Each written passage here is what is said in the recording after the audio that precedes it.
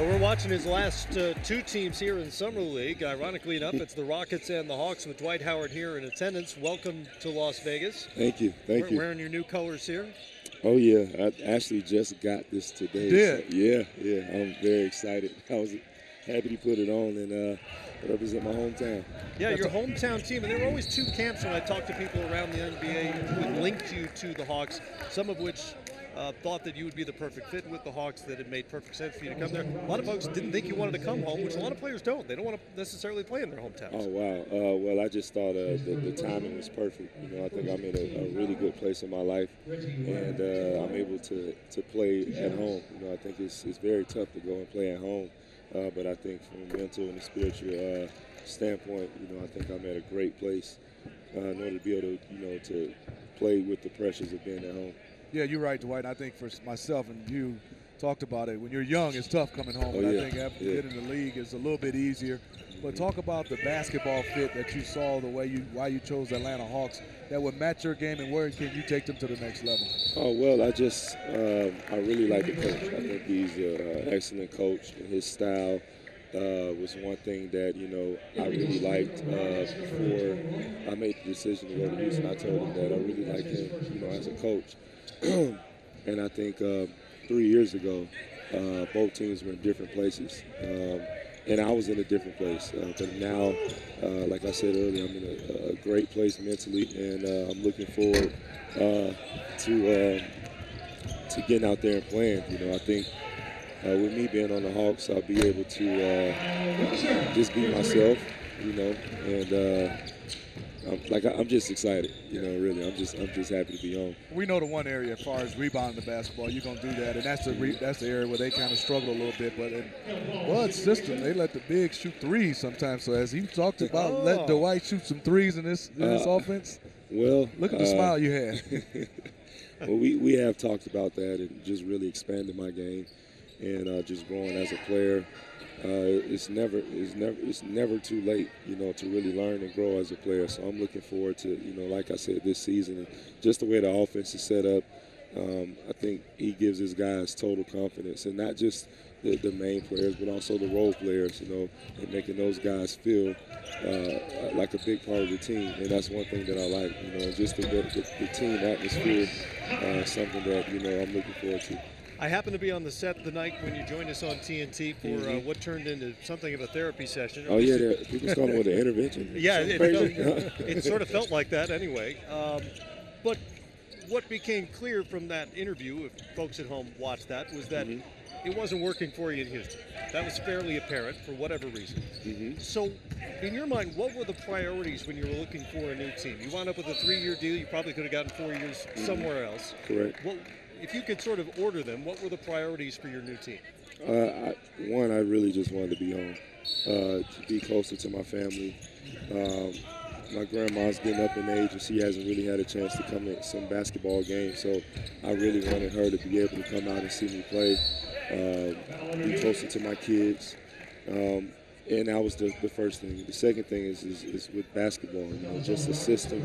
You know, I really like the style that the Hawks play with. And also, like I said, the coach. You know, I think he's an excellent coach. He's one of those coaches that's going to really motivate you, but at the same time, he's going to push you to be the best you can be. So you know, that was the biggest reason right there.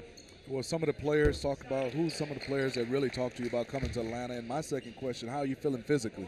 Well, okay, the first one, I've talked to Bazemore, I've talked to Tim Hardaway, and I've also talked to Paul.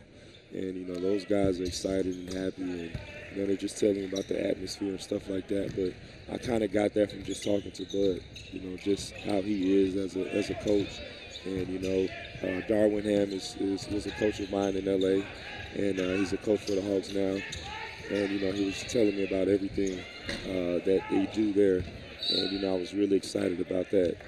Physically, I took about 5 days off. That's it? Yeah, after the season, I went to Mexico. I know Charles and those guys were talking about going fishing in Cancun. I actually went fishing. So I had a good time fishing. But, you know, after those 5 days, I went back to Atlanta.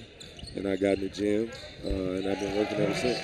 By the way, I've been handed this note. You were 5 of 54 from three-point range over your 12-year career. 5 of 54? 5 No. of 54. Well, I think those 54 were just me throwing them up from the other end. They still count. When I actually shot them from the three-point line, I think my percentage was really, really good. Yeah, you know, I've been saying. But the 5 of 54 is not real. I don't remember. If I take 54 shots. That seems like a lot to me, that's but that's a lot. what the number says. No way. I'm not rolling. By the way, I've been saying for years that the shots beyond half court should not count, so you wouldn't have guys pretending not to get the shot off at the end of the quarter. Why shouldn't they count? It shouldn't count for your shooting If percentage. you shoot it, it should count. No, not for the points. It should count for the points if you hit it. It shouldn't count against your shooting percentage if you don't hit it. Okay, well, That way you wouldn't have the fake hesitation. If you don't want to get the shot up, pass it to me. I'll shoot it. Well, that was going to lead me to my next point. The Atlanta offense has been predicated on ball movement. It's not really been a big post-up offense. What do you see as your role offensively? I don't think that's necessarily the case with this team. You know, after playing against these guys, you know, you see Al. Oh, wow. Ooh, that threw me off for a second. You see Al. Chinanu Onuaku shoots underhanded. Yeah, I've never seen that since Will Smith. Not Will Smith, but Will Chamberlain. But in the offense they had, you know, you would see a guy like Paul Millsap running the floor, getting those deep duck-ins, and so would Al Horford. And I think that was one of the things that I thrived off of in Orlando was getting those early post-ups, those early seals, and being able to score in transition. Okay. Have you ever considered this, by the way? The underhanded? Have I tried what? The underhanded free throw. No. Onuaku shot 59% at Louisville last year, shooting underhand. That's amazing. I'm very happy for him. Sound like you won't be trying that, Dwight. Yeah. I've been working on just my overall game this summer, and I'm going to come back, you know, with a different mentality. Changed my number. Did you? Yeah. What do you know? You gonna reveal it right now? You can't tell us. I can't tell you. Please don't let it be something like 96. Nah. You know, way up there. Like that's the year too you were crazy. born or something? 78. Nah, it has a great meaning to it. You know, I sat down with my pops and you know, I told him what it was, and at first he was kind of skeptical, and then I explained to him what it meant to me, but what it meant biblically, and also what the number itself, you know. And I think for me, it's a new beginning. You know, it's a fresh start, and I'm looking forward, you know, to it. Very, very cryptic. I'm glad will you be revealing the meaning of the number and the number? You'll have to reveal the number, obviously, at some point. Yeah. Will you be telling everyone what the meaning is, or are you going to keep this to yourself? I will. Okay, all right. No more therapy sessions on TV. No, oh my God. After that, I thought it was really good and fun, but after that, you know, I was getting so many messages and people coming up to me on the street saying, "Hey, man, we saw your intervention," and I'm like, oh.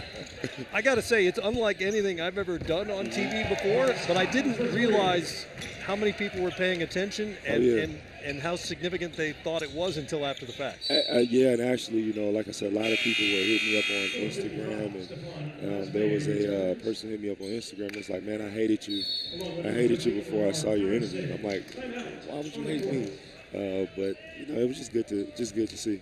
You're making friends. Welcome home. Thank you so much. Welcome home. Dwight Howard, everybody. Three-time Yes, Defensive Player of the Year and new Atlanta Hawk with a number yet to be Let me see. announced. He might have it on his wristband. Nope. It's got to be somewhere. I'm gonna check. Actually, nothing. It's Houston 26, the Hawks 24. Our thanks to Dwight. And we're back from Vegas after this. I'll guess the number.